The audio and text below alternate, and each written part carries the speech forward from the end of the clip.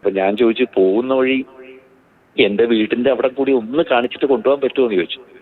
അവർ പറഞ്ഞു പിന്നെന്താ, ഒരു ബുദ്ധിമുട്ടും ഇല്ല, ശബരിമലയ്ക്ക് പോകുമ്പോൾ അത് കാണിച്ചേക്കാന്ന് പറഞ്ഞു. എന്റെ പൂജാമുറി കൊണ്ടുവന്നു, ജസ്റ്റ് അവിടെ വെച്ചു, ഒന്ന് പൂജിച്ചു. തിരിച്ചവരൊരു മാരുതി കാറിലാണ് വന്നിരുന്നത്, ഒമിനി വാൻ, അതിലവർ കൊണ്ടുപോവുകയും ചെയ്തു. ജയറാമിന്റെ ഈ വാദം ദുർബലപ്പെടുത്തുന്ന ചിത്രങ്ങളാണ് മാതൃഭൂമി ന്യൂസിന് ലഭിച്ചത്. ജയറാം പറയുന്നത് പോലെ 15 മിനിറ്റത്തേക്ക് മാത്രം ഒരു ഓമ്നി വാനിൽ ഈ ദ്വാരപാലക ശില്പങ്ങളുടെ പാളികൾ വീട്ടിൽ വെച്ച് ഒന്ന് പൂജിച്ച് കൊണ്ടുപോയതാണെങ്കിൽ ഇങ്ങനെ അടുക്കി ഇങ്ങനെ വിശദമായ അലങ്കാരങ്ങളോടെ അവിടെ വെക്കാൻ, പൂജ നടത്താൻ എങ്ങനെ കഴിയും എന്നുള്ളതാണ് ഉയരുന്ന ചോദ്യം. ഈ കാണുന്നതാണ് ജയറാമിൻ്റെ പൂജാമുറി. ഈ പൂജാമുറിയിൽ ഗുരുവായൂരപ്പൻ്റെ വിഗ്രഹമുണ്ട്. അതിൻ്റെ 2 വശത്തായിട്ട് ഈ വെച്ചിരിക്കുന്നതാണ് ശബരിമലയിൽ കൊണ്ടുപോകാനുള്ള സ്വർണം പൂശിയ ദ്വാരപാലക പാളികൾ.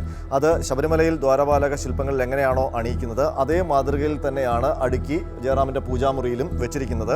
വിശാലമായ ഒരു പൂജ, ഒരു ദിവസത്തെ പൂജ അവിടെ നടന്നിരിക്കാം എന്ന് തെളിയിക്കുന്നതാണ് ഈ ചിത്രങ്ങൾ. മാത്രമല്ല കൂടുതൽ ചിത്രങ്ങൾ ജയറാമിൻ്റെ വീട്ടിൽ ആ ദിവസം എടുത്ത ചിത്രങ്ങളാണിത്.